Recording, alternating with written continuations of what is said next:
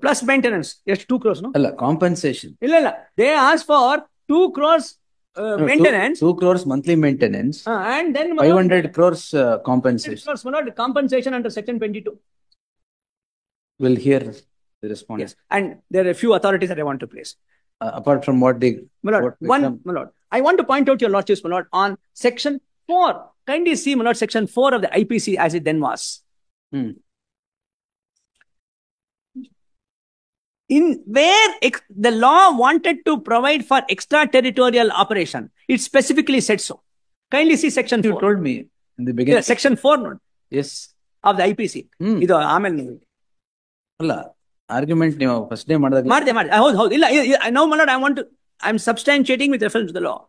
Extension of the court. Yes, to extraterritorial offences, where the lawmakers intended that the law here should apply to acts which are committed outside the country, they specifically said so. There's no IPC offence here. Yes, such a provision is absent in DV Act, is what I'm pointing out.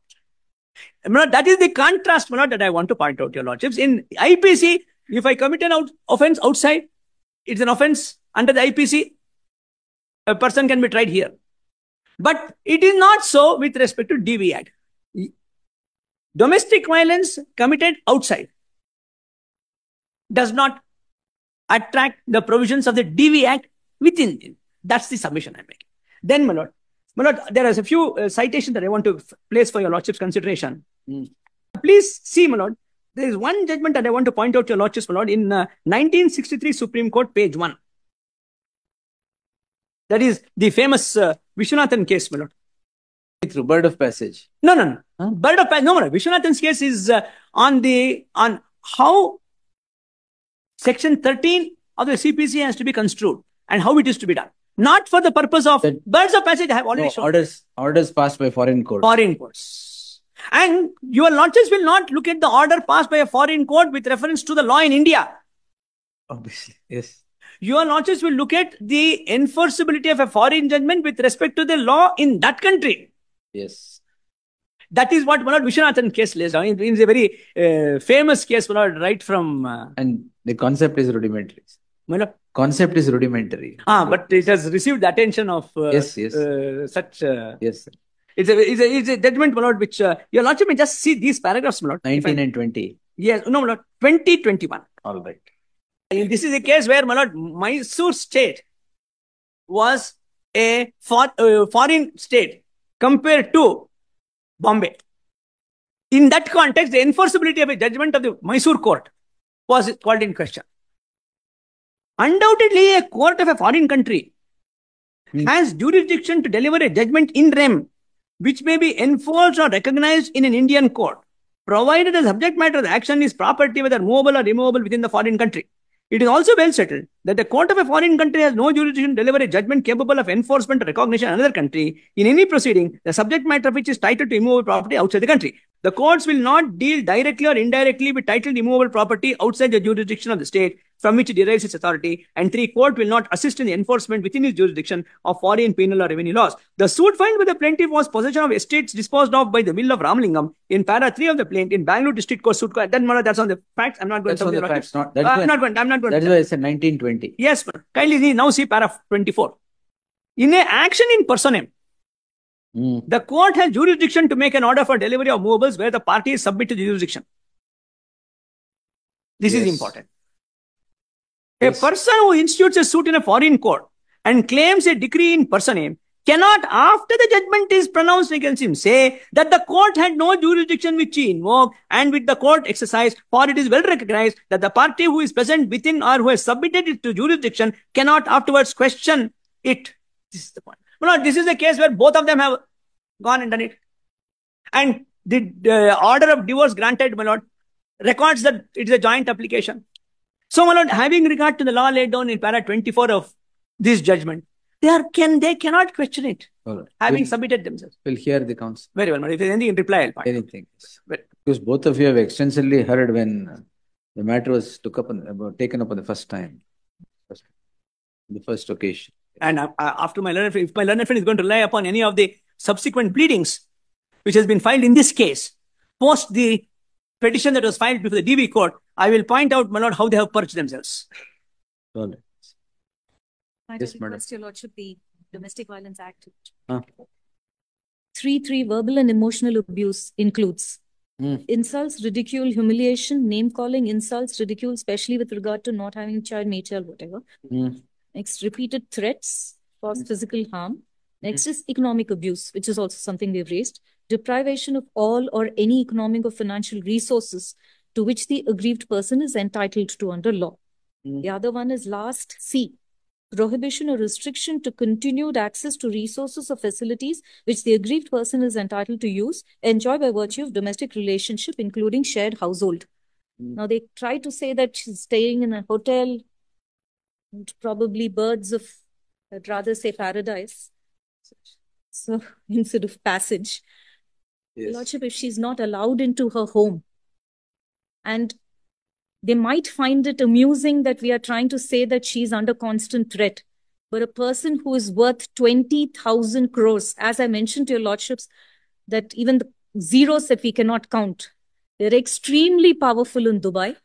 Even after her giving her initial complaint, and which proof of which by way of a WhatsApp message, of a message that she received on her phone, which is produced before your lordship, she was told very clearly after that, since there are several cases pending in Bangalore in India, why don't you address it there?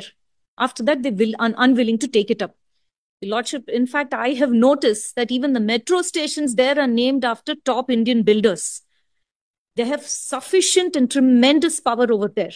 With respect to her in her the Dubai consulate, there are several occasions when they have gone to the Dubai consulate with respect to issues on passport, several issues, they have gone there.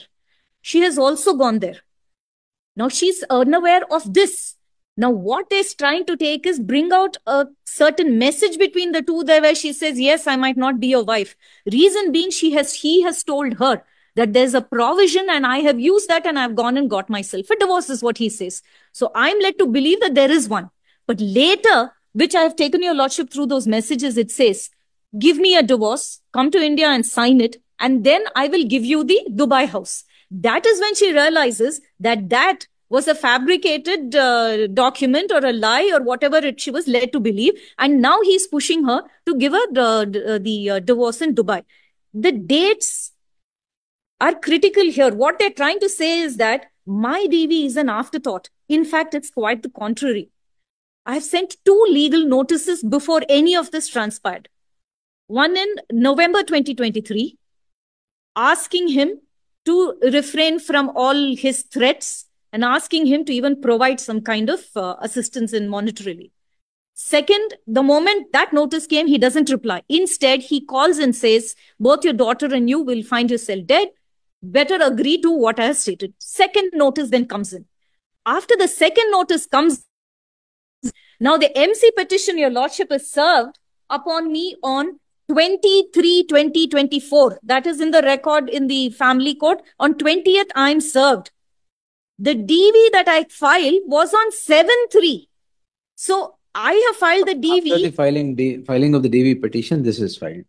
No, this was filed probably earlier, but I have received notice of it on 20th, whereas my DV was filed on 7th. But my legal notices were in the previous year in November, during which time they proceeded to file the MC petition, your lordship. So it's quite the contrary. Your lordship, might I also request your lordship to kindly see page 63. This is what they've referred to, stating, after the wedding in Russia in 2011, they straight away came here and registered under the Special Marriage Act. Kindly see the photograph. That itself reveals that there was a Hindu marriage. Oh, because he's wearing that. Okay. And if it is a reception, they don't, your lordship. There's a difference in North Indian weddings. During the Bharat and the wedding is when they wear the peta and where the lady wears her head gear. That is not there during a reception. So as your lordship normally says, self-goal in certain matters, this is one of them.